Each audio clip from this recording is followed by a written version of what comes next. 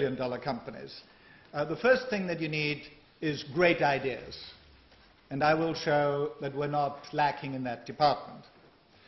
The second thing you need is outstanding entrepreneurs. Now there, we've been behind in the past, but I think we're on the overtaking lane. The third thing you need is access to markets. And we'll see, as I will show later on, that the tremendous advantage that the US used to have has all but disappeared.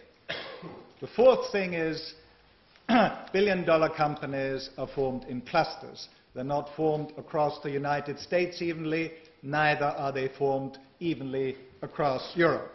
And Cambridge, of course, is such a cluster, and I will give some examples of billion-dollar companies that have been created here. And fifth and lastly, it is access to venture capital and access to public markets that is the absolute key. And as I will show, we're already leading the United States in that last, most important aspect. Now, I am, of course, the only person in Europe that has founded $3 billion companies. There are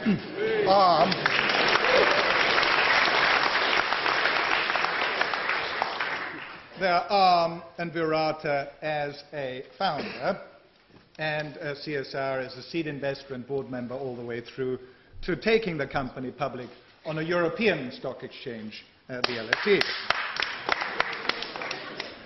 So let me start with argument number one, which is great ideas.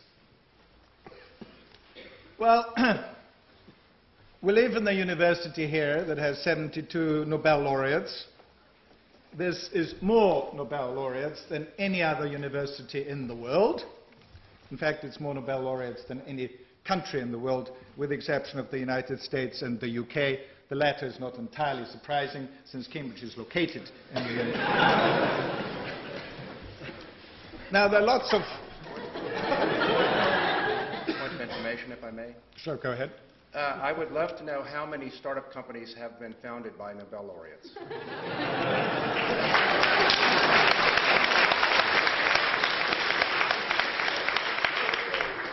Well, this, just, of course, shows the complete misconception of how this process works. Lawyer. Because the way this process works is that first you have to have the ideas, and then you have to have the great entrepreneurs that can take these ideas and make great companies out of it. So let's take as an example. Silicon Valley is known as Silicon Valley because this is based on silicon. This is, of course, yesterday's technology.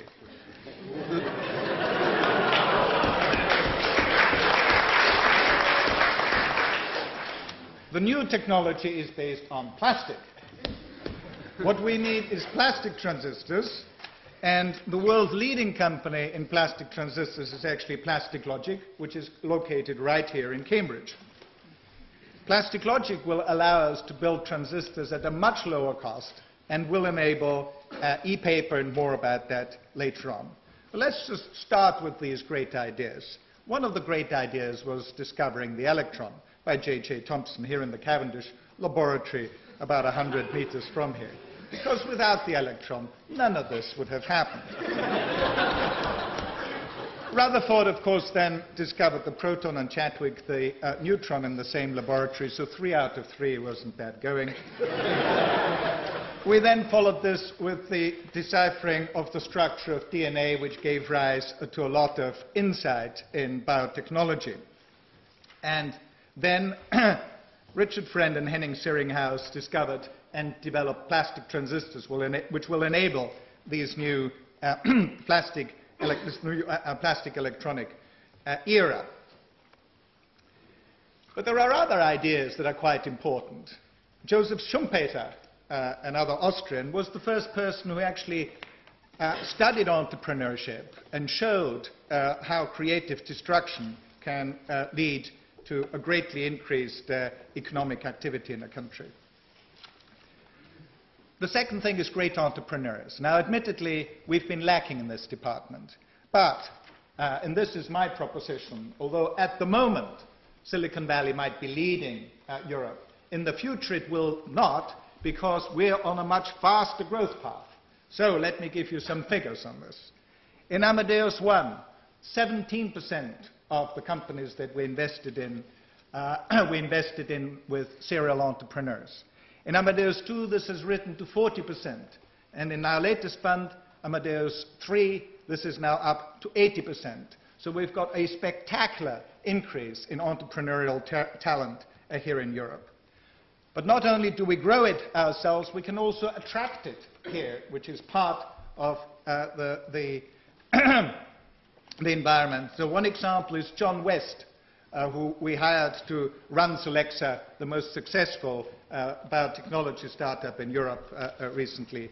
And John used to run a billion-dollar division of ABI, an American company, and when we saw him, we said, John, we've got bad news and we've got good news for you. The bad news is we've got an instrument that's 100 times an idea for an instrument that's 100 times better than the one that you're selling at the moment, so we're blowing you out of the water, and the good news is we want you to do it.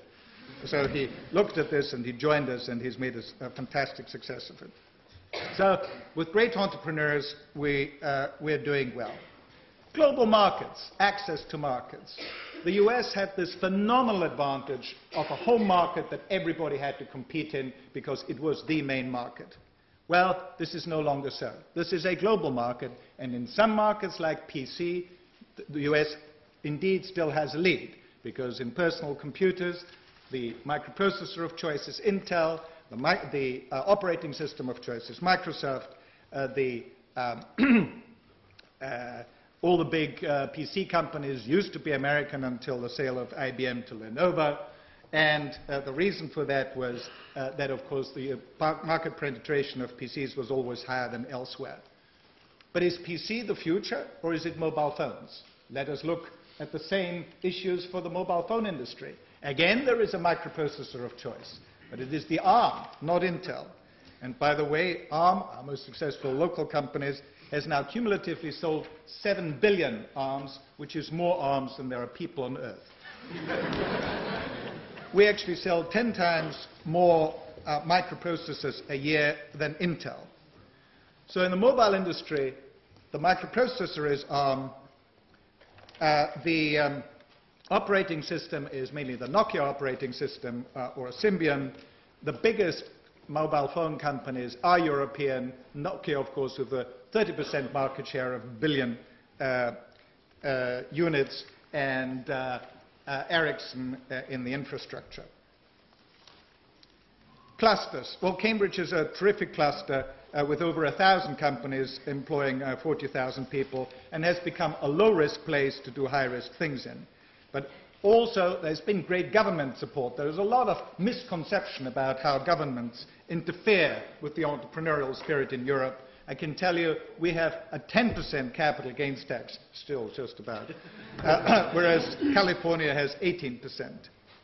But let me finish on the most surprising thing of all, which is access to public markets. It used to be the case that NASDAQ was the one and only technology exchange that any reputable firm would go public on. It is now clear that this is no longer the case. One is the reason that Bill has mentioned, that you just need to have too big a company to take it on NASDAQ, and the other are the unreasonable requests on the accounting system by Sarbanes-Oxley. So it is with some surprise to our American colleagues, I should think, that last year there were